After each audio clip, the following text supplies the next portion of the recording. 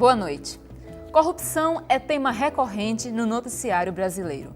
Nos protestos que vêm ocorrendo no Brasil desde junho, o combate à corrupção é uma das principais bandeiras. Mas, ao mesmo tempo em que nos revoltamos contra os grandes escândalos e fraudes praticadas por políticos e empreiteiras, costumamos não ver mal nos pequenos erros, como o agrado dado ao agente público e outros tantos jeitinhos do dia a dia. Quais são os problemas éticos em torno da corrupção? De que forma ela nos afeta? Que atitude podemos tomar no nosso cotidiano? É o que vamos discutir no Opinião Pernambuco de hoje. Para o debate, convidamos a vice-presidente da OAB e professora de Direito Constitucional da Unicap, Adriana Rocha. Também está conosco o promotor de Justiça da Defesa do Patrimônio Público de Recife, Charles Hamilton. E completa o nosso debate o professor do Departamento de Filosofia da UFPE e do Programa de Mestrado em Filosofia e Direitos Humanos, Sandro Saião. A gente lembra que você pode participar do programa enviando perguntas, comentários, sugestões para o e-mail opiniãotvu@gmail.com, para o telefone 34236836 ou ainda para o Twitter @opiniãope. Olá, boa noite. Boa noite. Sejam todos muito bem-vindos. Eu queria começar com uma coisa mais filosófica, a gente tentar discutir. Eu sei que é muito difícil, porque desde os tempos da Grécia que se discute o que é ética, o que é verdade, o que é moral, mas eu queria que o professor Sandro fizesse um favor para a gente em tentar resumir um pouquinho o que seria ética e o que seria corrupção e se existe alguma relação entre elas. Bom, uma boa noite a todos, boa noite. Eu acho que a ética é um dos termos mais difíceis da gente tentar enlaçar num conceito único, né?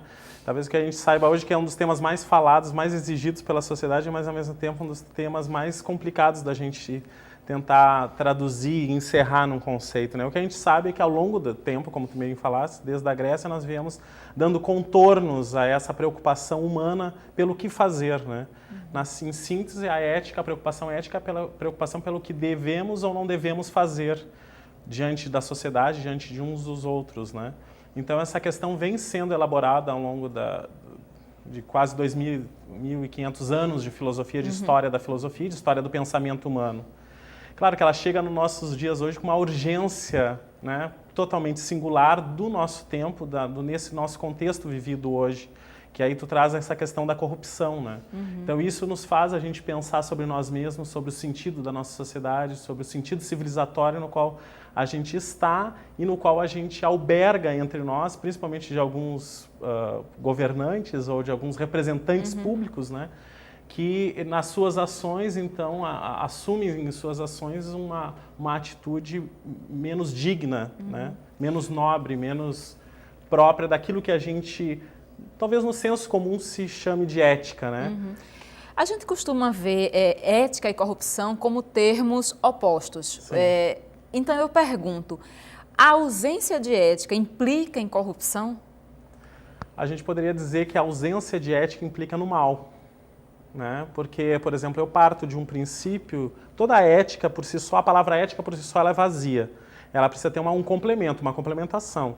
Então, por exemplo, de alguns autores, pegando um que eu trabalho, o Emmanuel Levinas, por exemplo, vai dizer que ética é responsabilidade. Responsabilidade não como interesse por si, pelo interesse egoísta por si, mas responsabilidade diante da vida em comum, diante dos outros, do outro principalmente. Então, quando a minha atitude, quando eu respondo a essa pergunta, o que devo fazer? Então, tem uma situação, o que eu devo fazer?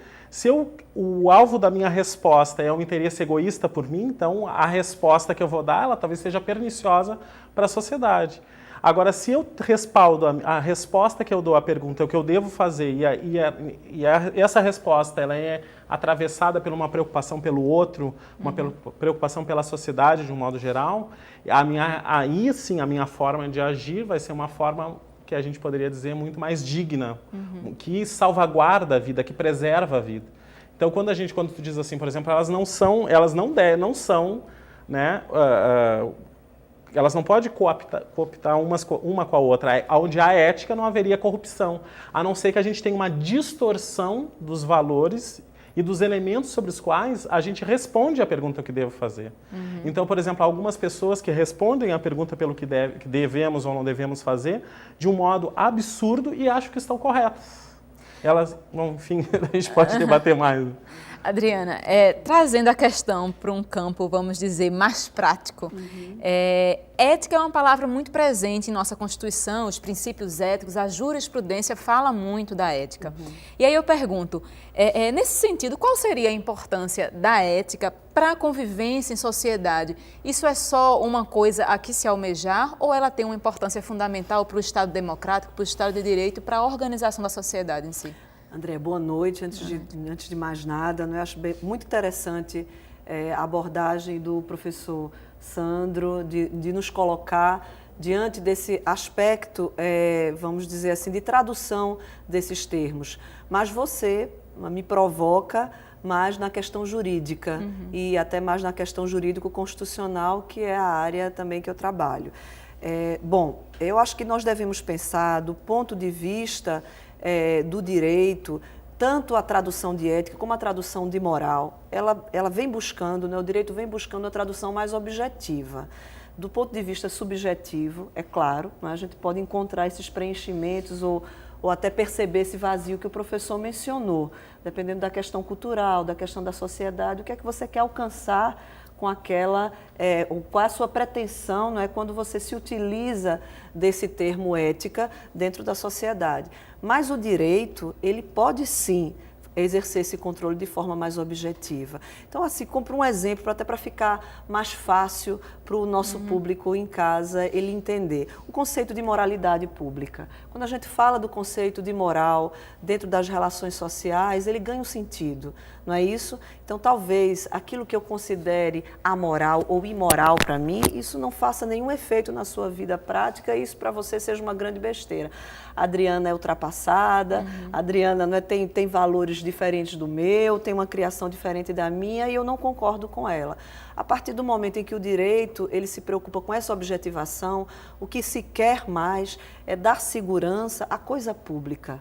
O interesse é o interesse comum, é o interesse público, não é mais o interesse de Adriana, de Andréia, de Charles ou de Sandro. E eu acho que é mais ou menos esse caminho que a gente vem construindo no direito constitucional e também através das legislações específicas da lei ordinária. A gente tem aqui um representante do Ministério Público e um representante que traz com certeza orgulho para essa instituição e ele vai poder colaborar. Então, a própria ideia do Ministério Público como um fiscal externo, não é? Como um fiscal da lei, como um órgão que vai ajudar os demais poderes também nesse controle, isso faz com que a gente sinta essa objetivação. Quer dizer, você retirar da subjetividade do que eu acho que é ético, do que você acha que é ético e passar realmente a ter uma segurança maior. Eu Até acho que porque esse parece ser um grande problema que a gente vai discutir depois, É um né? O que problema cada sério, pessoa acha que é ético e o que é certo. exatamente. Mas agora eu queria perguntar ao Charles, se me permite assim chamá-lo. Normalmente, quando a gente fala em corrupção, a gente associa a corrupção à coisa pública, ao agente público, à instituição pública. Por que fazemos essa associação? No Brasil, é realmente mais frequente a corrupção no ente público? Como é que você enxerga essa questão da associação entre corrupção e coisa pública? Veja, a corrupção, né, o próprio sentido da palavra é dizer que algo está quebrado, está disforme e não está de acordo com a sua função própria, né? A gente tem que ter sempre em mente que a coisa pública, né, o Estado, ele é criado para servir, né, à população, né? Mas, infelizmente, uma tradição cultural, né, que é muito forte no Brasil, não diria que é só apenas aqui no Brasil, mas é muito forte aqui, no sentido de apropriação. Então, não só o político, né, que quando assume um mandato, né, mas até mesmo servidores públicos, quando assumem o cargo, né, eles pensam que o cargo é dele. Ele incorpora, né, o cargo aqui e passa a agir, a agir com o cargo, né, de acordo com o seu interesse individual, né, esquecendo o papel específico, né, e próprio do Estado, que é servir à comunidade.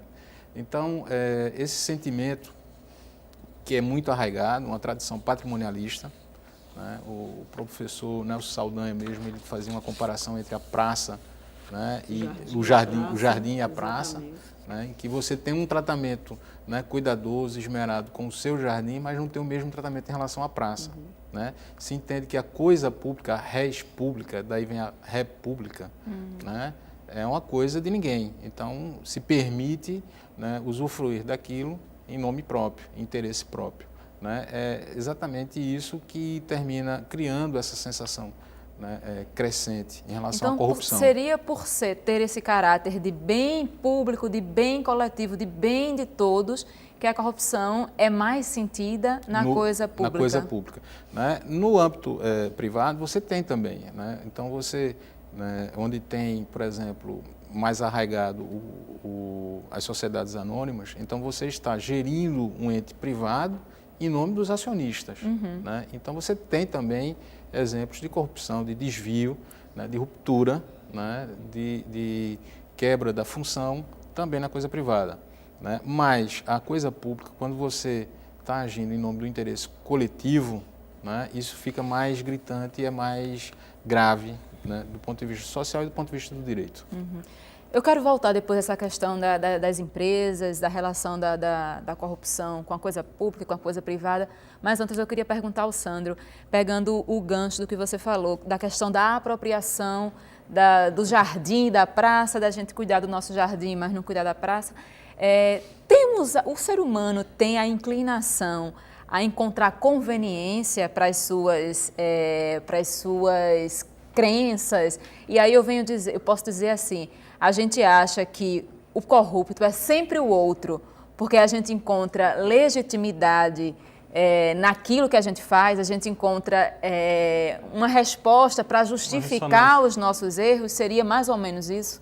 Deixa eu ver se eu entendi bem a tua pergunta, né? Eu acho que a primeira coisa que a gente poderia pensar aqui, quando tu começasse a falar, eu achei que é por esse caminho, né? Se há uma naturalização da corrupção, se o ser humano... Sim. Naturalmente seria tendenciado, teria uma tendência. Eu não acredito em natureza humana, nem uma substância humana. Eu acho que a gente vai se fazendo no existir e vai se fazendo na vida. Agora, existem estruturas que nos cercam, existe um meio e a coletividade que também nos influenciam, embora não nos determine, não diga exatamente o que a gente tem que fazer. Caso contrário, filho de peixe, peixinho seria, né? Essa sociedade, ela não só estimula, como ela cria elementos e formas onde tu pode assumir uma forma de ser ou outra, né? Então, isso eu acho que tem a ver com isso que ele estava falando, no sentido de que, como essa sociedade na qual a gente está, ela acaba estimulando ou potencializando uma determinada possibilidade da condição humana. Né? E dentro dessa possibilidade da condição humana, em que sentido a gente, pelo egoísmo, parece que a gente tem um prazer maior, ou de fazer das coisas públicas uma coisa privada, ou de querer utilizar as coisas em prol do seu interesse próprio. A gente vê isso um pouco nas crianças, né? O pessoal da psicologia iria explicar isso talvez de um modo mais apropriado do que eu, mas, por exemplo, a criança, ela constrói a sua identidade nos seus primeiros momentos sendo egocêntrica, egoísta. De um certo modo, a gente falaria um egocentrismo, não seria um egoísmo. Tudo é para ela, a mãe é dela, as coisas são minhas, a realidade é minha, a professora é minha. Inclusive, ela começa a aprender que isso não é bem assim quando a chegada do irmão, que é o segundo, né, ou o terceiro, é o outro da relação. Não sou mais eu, é a mãe, mas tem um outro que também tem as coisas para ele. Então, quer dizer, na convivência, no encontro com os outros, ela vai descobrindo que as coisas não são só dela. Está faltando um irmão ao povo brasileiro? O que está faltando à nossa sociedade talvez seja se encontrar com um modo de ser da coletividade. Nós estamos sendo potencializados para uma vida do individual. Exatamente, o individualismo. Acho que o Sandro tocou numa questão fundamental. Essa visão individualista, essa perspectiva, né, do indivíduo é que atrapalha essa compreensão da importância da praça. Então, a gente precisa... é o que legitima o pequeno erro, o que dá... E você acaba dentro de... E aí a questão cultural também, de educação, a gente tem a cultura do indivíduo tem que ser sempre melhor do que o outro, você cria o seu filho com essa perspectiva, você acaba confundindo as coisas até na cabeça dessa criança, que mais tarde vai ser o adulto, de que esperteza é totalmente diferente de corrupção. E, às vezes, aquilo que nós chamamos de esperteza, de ser o esperto, de ser o melhor, de passar na frente do outro, pode estar traduzindo na realidade, Andréia, uma forma de corrupção, não é isso, para que você tire vantagem daquela situação. E pegando esse gancho da questão do jardim, outro dia eu passei por uma praça, tinha uma rosa. aí a pessoa pegou, cortou a rosa e Isso. levou para enfeitar a casa dela. A questão do lixo, né, Sandro? Enquanto poderia estar ali enfeitando a vida de todo mundo. A questão do lixo, você não joga lixo na sua casa, no chão da sua casa, e você acha natural você poluir o ambiente, a coletividade, não interessa, você não tem essa consciência da responsabilidade com o outro, com o coletivo, se isso não lhe afeta imediatamente. Adriana, eu vou lhe fazer uma pergunta difícil, Vamos lá. que está me vindo à cabeça agora. Nesse âmbito, já que a gente tem uma certa dificuldade de concretizar o que é certo para todo mundo e a gente tem essa alta capacidade de justificar as nossas ações de acordo com as nossas crenças, com o que acreditamos que é certo, existe uma forma de cada indivíduo ter uma noção concreta do que seria um jeitinho, uma esperteza e o que estaria saindo desse limite passando a ser corrupção. Como é que eu, como pessoa, posso me apropriar de algum referencial que me mostre que aquilo que eu acredito ser apenas um jeitinho não é bem só um jeitinho, já é corrupção? Andréa, do ponto de vista pessoal, e aí sem entrar na questão jurídica que eu posso tocar já, né, o papel do direito nessa regulação social e nessa criação de critérios, como você muito bem demonstrou, para que eu tenha, não é, uma certa segurança e que eu tenha um parâmetro razoável para entender se aquele meu ato representaria um ato de corrupção ou não, né? Então isso aí é uma outra seara, mas no ponto de vista pessoal, aí é a questão da educação mesmo. Eu acho que esse parâmetro individual e coletivo vem a partir dessa noção também, não é, que nós temos, seja no Brasil, seja em outro país, e eu acho que foi Charles que mencionou, que não é só no Brasil que a gente tem esse problema e não vai ser uma questão do ser humano. Você buscou aí elementos históricos da antiguidade para justificar a preocupação da humanidade com o preenchimento de termos como ética, moral, verdade. Não é isso. Então, eu acho que isso vai estar sempre presente. E eu acho que isso pode ser mutável, sim. Talvez o que para nós hoje a gente esteja compreendendo com algumas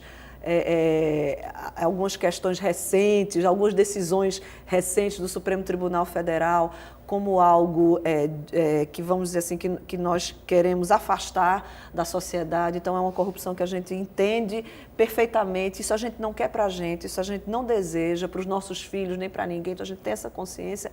Talvez, num outro tempo, alguns anos atrás, isso não causasse esse efeito, não surtisse essa mobilização, certo, André? Então, eu acho que a compreensão do ponto de vista pessoal depende da educação e depende da questão cultural. Do ponto de vista jurídico, aí a gente volta.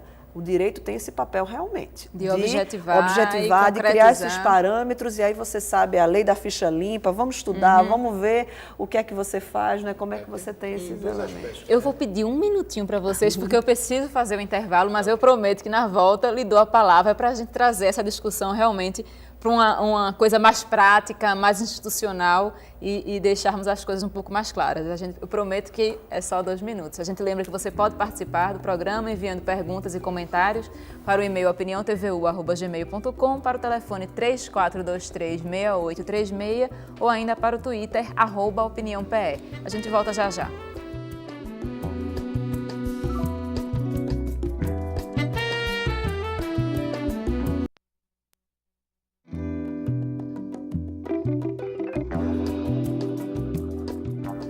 O Opinião Pernambuco está de volta. Hoje falamos de ética e corrupção. Participam do debate a vice-presidente da OAB e professora de Direito Constitucional da Unicap, Adriana Rocha.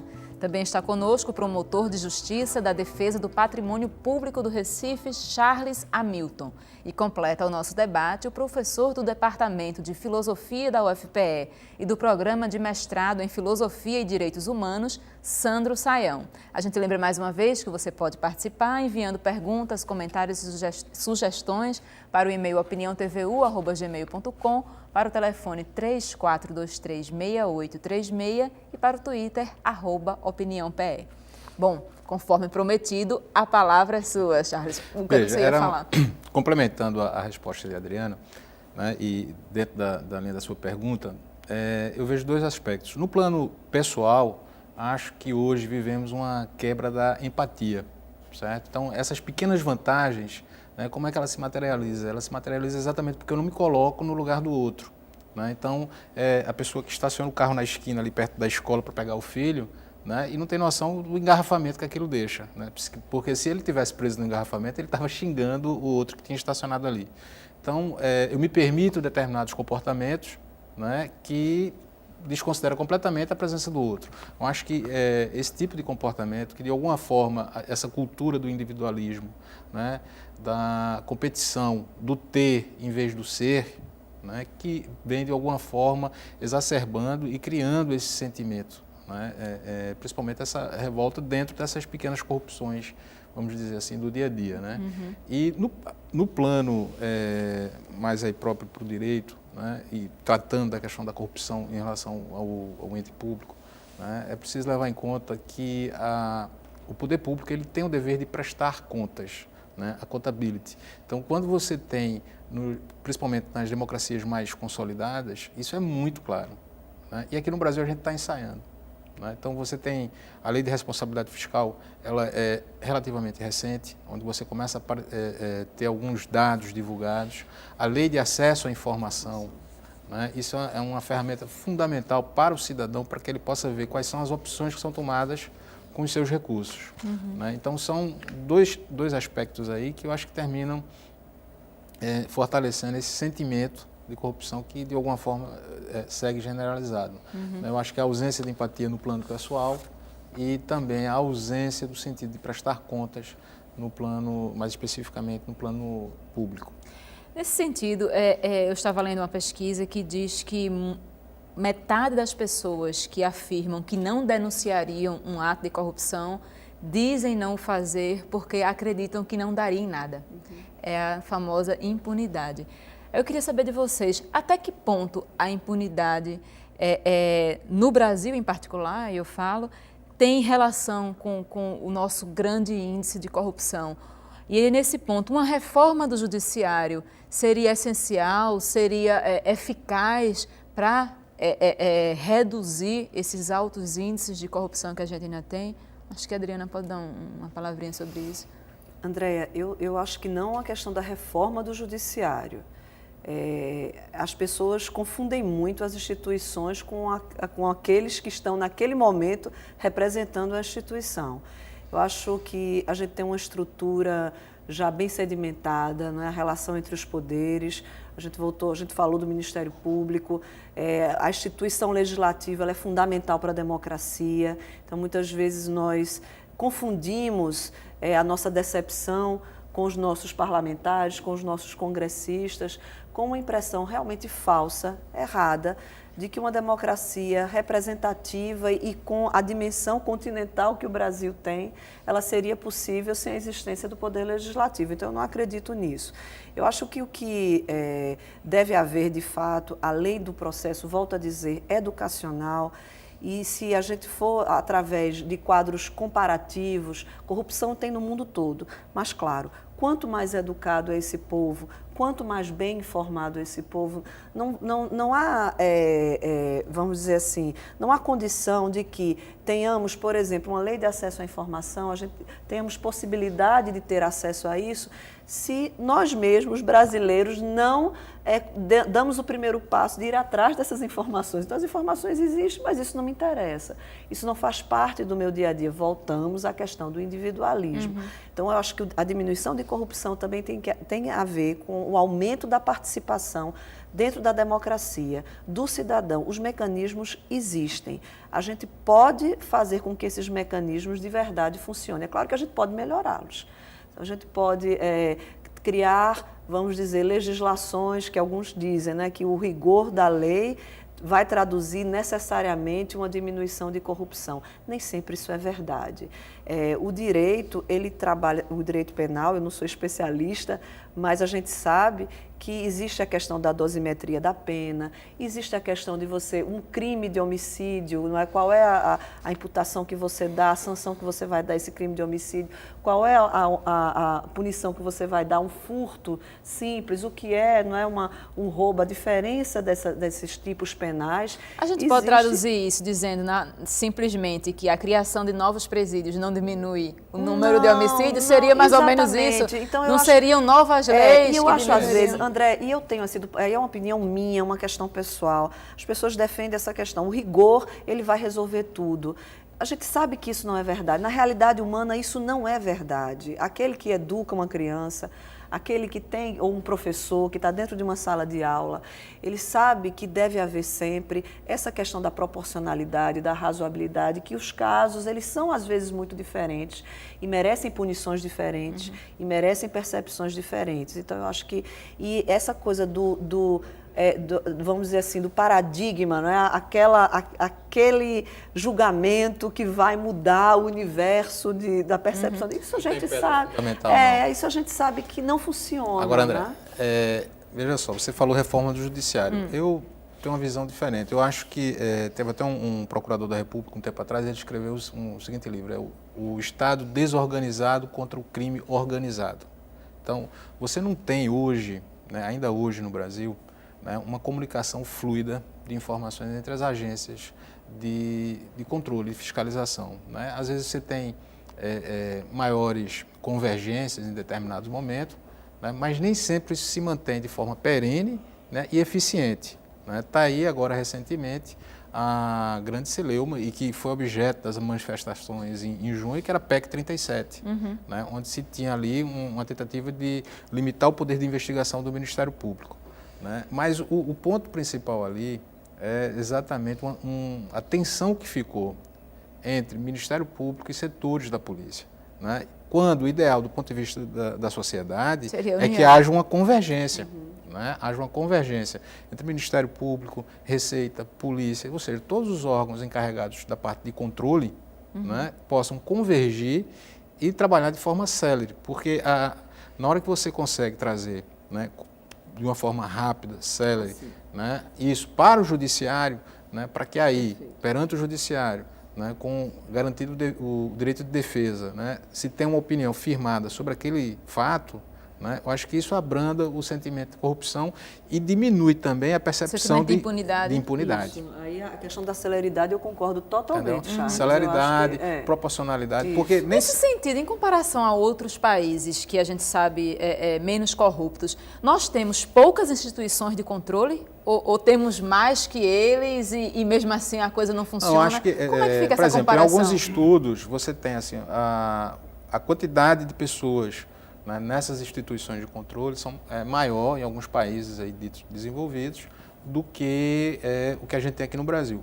Aí, isso é uma parte do problema. De outra, você tem uma incidência muito maior de crimes. Então, você pega cidades, né, por exemplo, Londres, que tem 7, 8 milhões de habitantes, né, você tem uma taxa de homicídio de 200. Então, evidentemente, você tem um número maior de policiais para investigar um número menor de crimes. Então, você termina tendo uma eficiência maior. Então, aqui a gente tem esses dois déficits. Eu acho que, de alguma forma, ainda falta, né, pessoal para as instituições, polícia, Ministério Público, Judiciário, né, dar uma maior celeridade nesses processos. E racionalizar também o processo. Não, porque essa questão, por exemplo, quando a gente fala assim, no Brasil é mais corrupto ou menos corrupto, eu acho que cada lugar tem uma escolha, ele faz uma escolha. Isso que nós estamos vivendo hoje é uma escolha do Brasil, é uma escolha da nossa sociedade. E eu nem acho que o governo seja desorganizado, eu acho que se escolhe esse tipo de organização porque ela está atendendo a um certo tipo de interesse. Quer dizer, essa não comunicação entre os órgãos oficiais atende a um certo grupo de interesses de uma certa fatia. Porque quando a gente quer mudar, a gente muda. Tá aí os estádios da Copa que dizem isso, né? Quando a gente quer uma coisa, a gente faz. A gente constrói, a gente vai lá. Agora, então, o que nos falta não são os meios mas são os interesses para que a gente...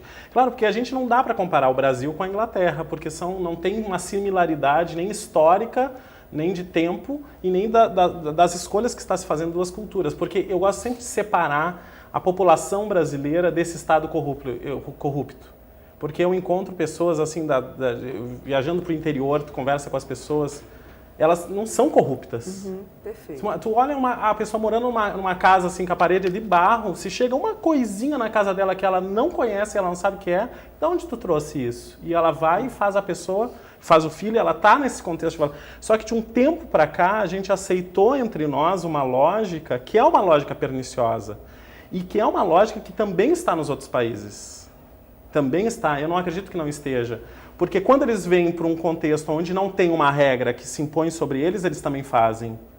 Por exemplo, ontem, inclusive, eu estava vendo na Fundagem um filme que se passa com adolescentes, é um caso real, de adolescentes que nos Estados Unidos roubavam casas de pessoas famosas para pegar bolsa, pegar casacos, pegar pulseiras.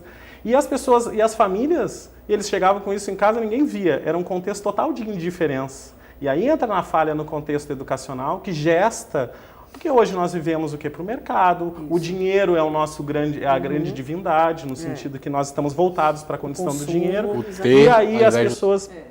E aí eu acho que aceitar, por exemplo, quando a gente incorpora na nossa ação individual um ato corrupto, a gente está dentro dessa lógica maior e eu acho que isso é um chamado. Quer dizer, eu vejo a crise que nós vivemos hoje, e as ruas estão manifestando isso, as ruas manifestam um desejo de uma necessidade que desse contexto que nós vivemos não dá. Não dá. Agora, em Natal, por exemplo, as pessoas não têm hospital. Aí eu queria aproveitar a sua colocação, Sandra, e colocar a pergunta de Adilson Darvaz, eu acho que tem uma relação com isso. Ele diz, não acredito que a corrupção aumentou no Brasil, pelo contrário, tenho a impressão de que está diminuindo, porque os órgãos de controle estão mais ativos. Corrupção só aparece quando se investiga. E aí você diz, a crise que estamos vivendo, vocês acreditam que estamos vivendo uma crise ou é como o Adilson colocou, estamos apenas investigando mais? Realmente estamos mais corruptos ou estamos correndo mais atrás? A gente descobre, a crise vem à tona. Eu posso ter uma doença que eu não sei, eu não tenho crise com ela. Só quando eu fico em crise, quando ela se manifesta, ela começa a manifestar os efeitos dessa causa maior que está por trás. Né? Vocês veem esses protestos das ruas, que isso mostra que os cidadãos estão menos passivos, Andréia. menos passivos, menos tolerantes com a corrupção? Vocês acreditam nisso? Eu acho que sim, eu acho que foi um despertar, está sendo um despertar interessante e é essa consciência do público mesmo, não é? A gente volta ao elemento inicial. Eu vou cuidar do meu jardim, mas eu estou começando a me preocupar também com o que acontece na praça. A praça tem a ver comigo, eu faço parte, eu posso colaborar para que isso não ande do jeito que eu imagino que é correto. Porque havia também um sentimento de que eu não posso fazer nada. Essa passividade que eu falei, que eu mencionei, talvez pelo sentimento de impunidade ou de que não há órgãos de controle suficientes. E aí você começa a se acomodar diante daquela situação. Isso acontece no poder público, eu não posso fazer nada, então eu simplesmente tolero aquilo. E eu acho que há, sim, uma mudança e eu vejo isso do ponto de vista muito positivo. Mas a gente tem que levar para dentro da gente. A gente tem que levar os alunos dentro de uma sala de aula, perceber que a sua atividade, muitas vezes, de filar a prova do colega e alcançar uma nota mais alta, que não é a verdadeira, de você ter de você saber, eu estou com uma média maravilhosa dentro da minha faculdade e eu sei que eu passei a faculdade todinha, simplesmente filando do meu colega que era um esforçado e que estudava e eu fico tranquilo com isso. Isso não me causa nenhum drama interno de eu saber que eu tive uma avaliação que aquilo objetivamente vai me servir para o futuro, claro, é um currículo, mas que eu não fiz jus àquilo, eu não mereci. Depois, quando ele vai fazer uma prova que não pode filar, a reprovação é alta. Ele se desespera, Então a culpa é do outro, a culpa é de quem está me examinando, sem perceber que ele não construiu para isso. Então eu acho que essa questão da responsabilidade, de você ter a sua responsabilidade, de você construir o seu caminho e assumir as consequências, se você errou, de você reiniciar, porque eu sou uma pessoa muito positiva, eu acho que dá para a gente reiniciar, dá para a gente recuperar. Eu não gosto do discurso do caos, eu acho que o discurso do caos é um discurso muito fácil, é um discurso que mobiliza multidões e que as pessoas aderem com muita tranquilidade, E eu não gosto disso. Temem a crise, quando a gente fala em crise todo mundo tem medo, mas a crise é um momento de transformação, é um momento de mudança. E a história da humanidade mostra isso, que nas grandes crises surgiram. Em algumas culturas, crise e oportunidade, a chinesa tem o mesmo sentido, Crise e oportunidade. Uma vez eu estava em Berlim e a gente ia atravessar a rua, o sinal estava fechado para nós, quer dizer, estava aberto para os carros, não tinha ninguém, não tinha carro nenhum. E aí nós resolvemos passar e tinha uma senhora com uma criança, ela disse, voltem. Eu estou ensinando certo para a criança e vocês estão dando o exemplo errado. Quer dizer, isso a gente teria que celebrar, Isso. E o que a gente não enxerga mais, porque o que é o correto hoje? O correto é aquilo que todo mundo faz. Isso. Todo mundo faz, todo mundo pega, todo mundo tira, então está correto. Enquanto nós estivermos nesse tipo de pensamento, isso é algo extremamente pernicioso para nós. E aí corrói, e aí entra aquilo que tu estavas dizendo antes, porque começa a ficar uma coisa em cadeia. Porque as pessoas que não têm uma estrutura forte, singularmente trabalhada, que digam assim, mesmo que os outros façam, eu não faço, elas entram nesse jogo.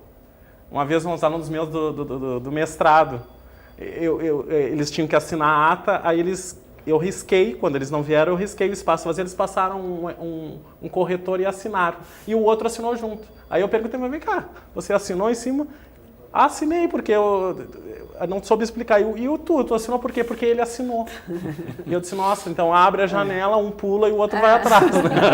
Gente, eu vou pedir mais um minutinho para vocês, a gente precisa fazer mais um intervalo. A gente lembra que você ainda pode participar do programa enviando perguntas e sugestões para o e-mail opiniãotvu@gmail.com, para o telefone 3423-6836 ou para o Twitter, @opiniãope. A gente volta já já.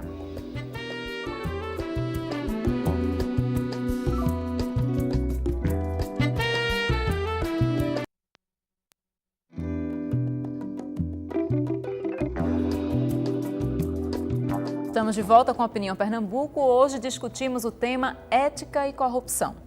Bom, a gente já tem várias perguntas, comentários aqui dos nossos telespectadores. Eu queria já fazer alguns. Antônio do Cabo de Santo Agostinho, ele pergunta para o professor Sandro: o que seria ser ético e antiético? Na minha concepção, todo ser humano é um tanto antiético. É aquilo que a gente falou no começo do programa, né? Você discorda, né? Você já falou isso, né?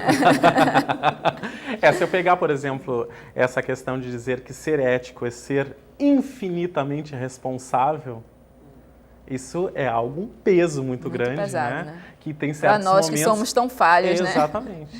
Claro, mas isso, a filosofia, ela não lhe agrada a questão da gente criar elementos discursivos em função das nossas falhas, né? Então, claro, a gente ergue talvez uma utopia. Ideal. Porque a utopia é o ainda não, topos é lugar, é o ainda não, que ainda não é possível para servir de referencial, que sirva de referência. Então, ser infinitamente responsável, tem momentos que a gente não consegue suportar exatamente por nossa finitude, por nossa precariedade. Né? João Paulo do Ibura, qual a diferença entre os conceitos de moral e ética? Eu acho que dá um programa inteiro, né? Normalmente... Mas rapidinho, resumindo. As duas coisas, elas estão entrelaçadas, porque ambas falam do nosso comportamento. Mas normalmente a gente usa a moral, a moralis ou a moralidade para falar das regras instituídas, os mecanismos de uma determinada cultura ou de uma determinada fatia temporal. Sempre a ética a gente vê como um princípio mais universal que acaba também mexendo na condição moral. Então, por exemplo, a gente tem questões que não são imorais, mas são antiéticas. Eu dou um exemplo lá na universidade, tu sair da sala e deixar as luzes acesas. Tu não vai preso porque tu deixou a luz acesa, mas hoje já acaba sendo antiético, porque frente à nossa responsabilidade diante da vida, desperdiçar os recursos é uma ameaça a todos nós. Então, a moral precisa mudar. Então, era imoral a mulher ir à praia de biquíni em 1900. Quando a gente viu que isso não ameaçava a vida, quer dizer, ninguém morria porque a mulher... A não ser se for... Mas ninguém morria porque estava... Então, a moral é mudada, é transformada. Então, tem muitas coisas que a gente considera que são imorais. Quando a gente atravessa essa questão de uma ética e esse mecanismo ético, a gente vê que a moral precisa ser transformada, as leis precisam ser revistas, os códigos, porque os códigos, as leis, elas vêm para atender a vida e não a vida para atender aos códigos. Né? A lei, nesse sentido orgânica, nesse sentido dinâmica, eu gosto de dizer, outro dia eu estava lá numa reunião na universidade, e diz assim, esse fato é novo e nós não temos uma legislação que nos ampare para isso, então criemos. Porque a vida não pode esperar a lei. Claro que nós temos que atender à lei no sentido que nós estamos dentro de um Estado constitucional que tem regras e que a gente vai pensar, bom, essa minha lei afeta ao outro, e aí a gente tem o respaldo de uma lei que a gente olha e vê, né? Sim, então a lei tem razão. Agora, quando isso pode ser redimensionado, que a gente não encontra mais ali um porquê da gente manter aquela norma, a gente vai rever a moral, e assim como a ética também é temporal. Tudo que nós criamos como seres temporais, porque nós somos humanos, estamos no tempo, Isso também é dinâmico, mas a universalidade da ética, ela se afasta um pouquinho da cultura e ela acaba tendo uma pretensão de universalidade. Uma pretensão, não quer dizer que ela seja. Luiz Mesquita, de Sítio Novo. Um tema que não foi colocado no debate é a questão religiosa. Os governantes executam suas funções sem Deus. Creio, independentemente do cargo, se o indivíduo não tiver formação nesse âmbito, é corrupto. Também temos que renunciar a essa cultura de que para ser do bem é necessário ser corrupto. Para se dar bem é necessário... se dar bem é necessário ser corrupto. Essa relação entre religião e corrupção é bem complicada, né? Porque... E é uma discussão que daria um outro programa, porque a gente falar também dessa... uma outra preocupação, a gente respeita, óbvio, a religião faz parte também da cultura, eu acho que é indissociável da humanidade, a gente vai sempre voltar a essas interferências, tanto da moral, da ética, como da religião. Mas pegando um pouco do que o professor Sandro falou, Andréia, eu acho que é interessante essa separação e para a compreensão também do nosso público, a gente tem um setor, um ramo do direito, a questão da bioética, por exemplo. Então, muitas vezes, você tem o avanço científico, é possível você fazer uma determinada manipulação genética, né? E isso, a preocupação vai além do direito, você começa a se preocupar com as questões éticas relacionadas a essa própria evolução. Como é que você vai regular isso, levando em consideração as questões éticas? Então, se você fosse só de forma objetiva, eu faço isso, então eu posso manipular a barriga de aluguel, né, que todo mundo fala, ou a questão da clonagem humana, que é uma outra discussão. Há algum tempo atrás, seria inimaginável nós estarmos aqui discutindo isso como algo possível, e hoje a gente vê que é possível. Então essa discussão ética, ela precisa ser buscada. É o seguinte, assim, eu particularmente eu não vejo... de uma forma muito boa, sadia, exatamente essa confusão entre o Estado e religião, né? A gente tem visto, né, e agora com a Comissão de Direitos Humanos, esse assunto vem muito fortemente à tona. O Estado separado da religião, eu acho que é um avanço e uma garantia, inclusive para as próprias religiões, né? Se nós formos olhar na história do direito constitucional, o primeiro país a fazer essa separação foi os Estados Unidos. E isso foi feito, à época da Constituição americana, a pedido exatamente de uma denominação religiosa que era minoritária. Então, ela tinha medo que, se o Estado abraçasse uma religião, não seria a dela e ela seria, a partir daí, excluída e perseguida. Quer dizer, se o Estado, né, brasileiro, historicamente, nesse período de república, fosse associado a alguma religião, seria católica. Então, todas essas denominações não católicas, né, não teriam espaço. Né?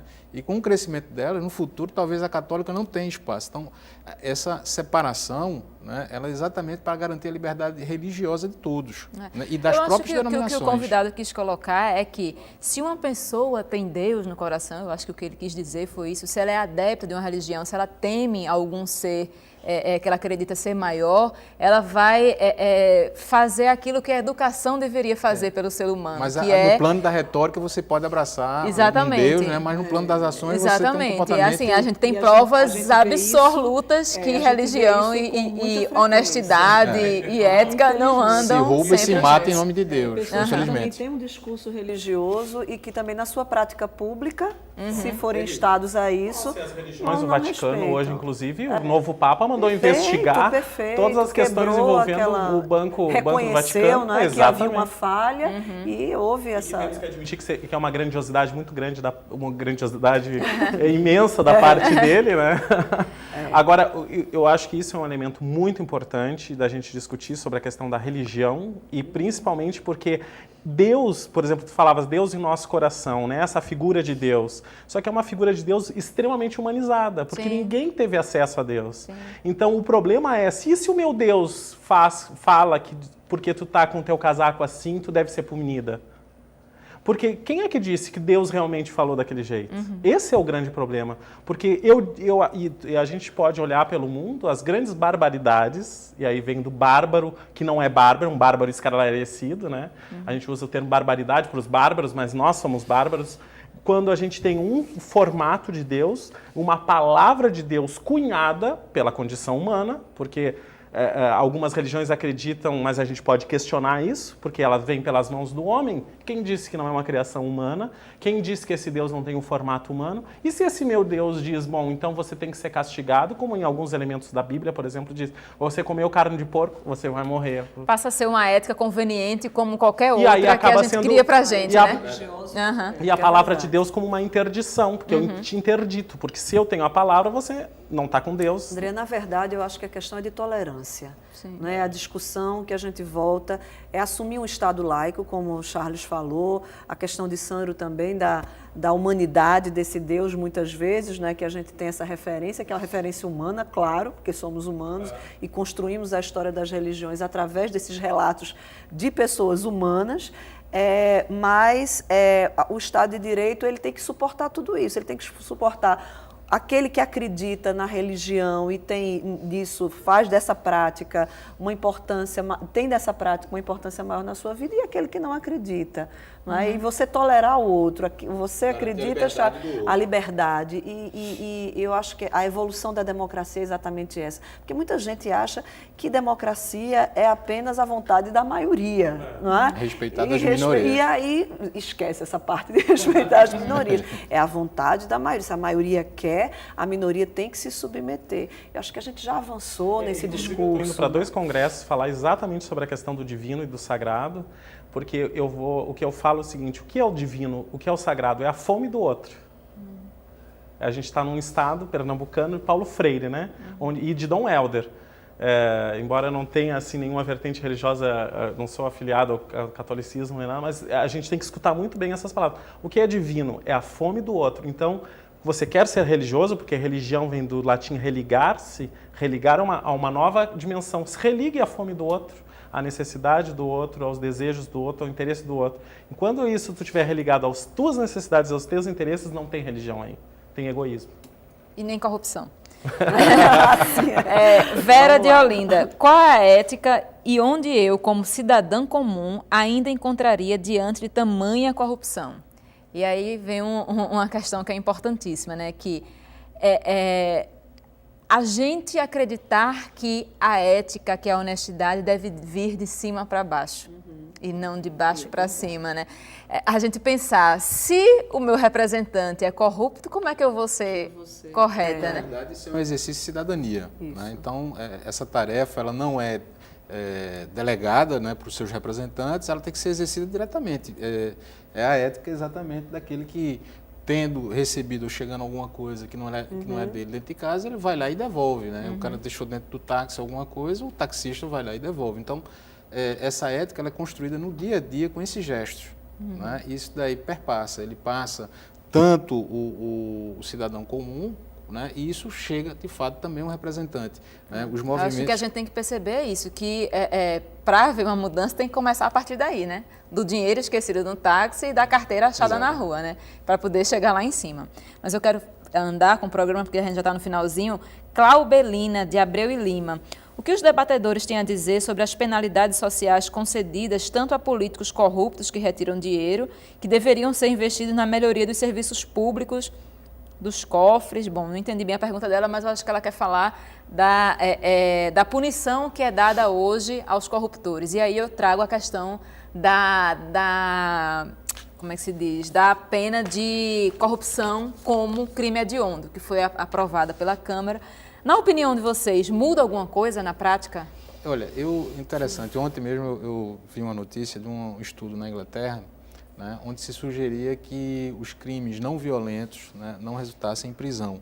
Né? Eu acho que, especificamente, nos delitos dessa natureza, contra a ordem econômica, tributário, crimes contra a administração pública, talvez a prisão não seja o principal elemento.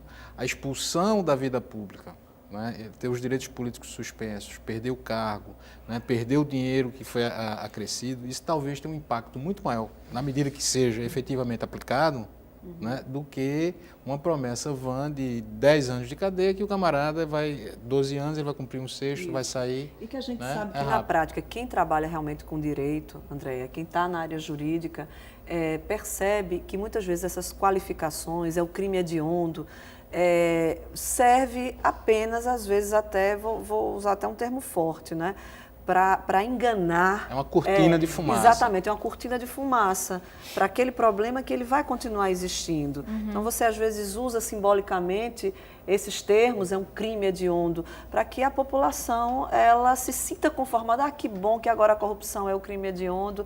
E não é assim que a gente vai diminuir a corrupção.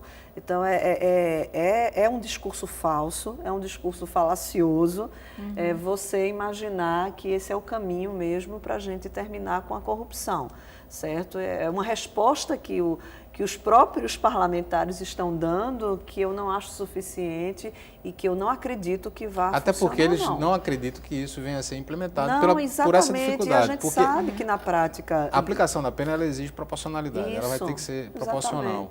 Né? Então, quando o Ministério Público vai propor e o Judiciário ele vai fazer essa mensuração. Então, na prática, isso daí não se aplica. Né? Talvez por isso tenha sido uma das primeiras respostas aos movimentos do meio do ano. A gente está acabando já o programa e, assim, a gente falou muito do indivíduo, a gente falou muito da questão de cada um no processo de construção da ética, de um Estado sem corrupção.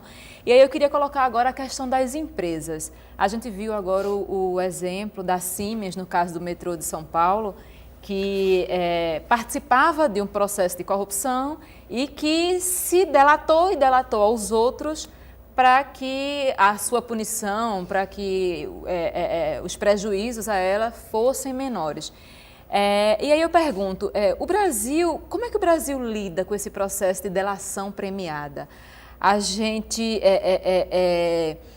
Como é que funciona isso aqui e como é que funciona isso fora? Quais são as condições éticas envolvidas na delação premiada? Tem um dado interessante, eu acho que até a década de 90, né, na Alemanha, que é a sede da Siemens, as empresas poderiam deduzir do imposto de renda a propina, o suborno, a corrupção que eles pagassem a funcionários públicos de outros países. Né? Então, isso era estabelecido. Né? Mas aí começou um movimento, né?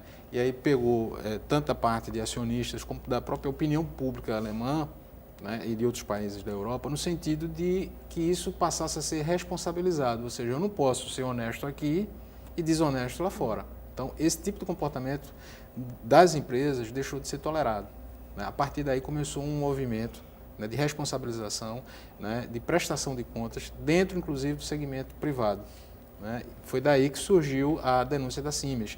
E não foi só em relação ao Brasil. A Siemens tem uma comissão interna de combate à corrupção. Essa investigação, né, foi uma denúncia de alguns funcionários, né, e ao final chegou a notícia de que havia, né, práticas corruptas no Brasil, na Argentina, na Venezuela, Israel, Itália, Rússia, salvo engano, na Espanha, Grécia, enfim, vários países, 22 países, salvo engano. Né? E a partir daí começou a ter a colaboração com as instâncias de cada um dos países. Aqui no Brasil foi em relação ao CAD. Essa responsabilidade, né, que é a responsabilidade objetiva da pessoa jurídica, né, que ela tem um dever de cuidar, de zelar para que seus funcionários não cometam atos, né, criminosos, né, de alguma forma teve um avanço agora no Brasil com a lei da responsabilidade objetiva, né, das empresas no campo da corrupção. Então, ela passou a existir o instrumento que não é delação premiada, eles chamam de leniência, né? A obrigação da empresa de inibir, de coibir e de investigar esses atos, né? A possibilidade, inclusive, de ser desconstituída a pessoa jurídica. Então, quer dizer, há um avanço que se desenha a partir do próximo ano, que é quando essa lei entra em vigor. Estamos caminhando para melhorar, então. Sim. Gente, infelizmente, nosso tempo acabou. Eu sinto que a gente tinha muita coisa para discutir ainda, mas estão convidados a voltar para a gente falar disso mais uma vez. Obrigado. É um tema, acho que acredito que interessa a todos nós brasileiros. Muito obrigada a vocês. Muito boa noite para vocês. Obrigado, boa noite. Boa noite. Obrigada a você que nos acompanhou até agora. Obrigada pelas perguntas, pela participação. O programa de hoje fica por aqui. Uma boa noite e até a próxima ocasião.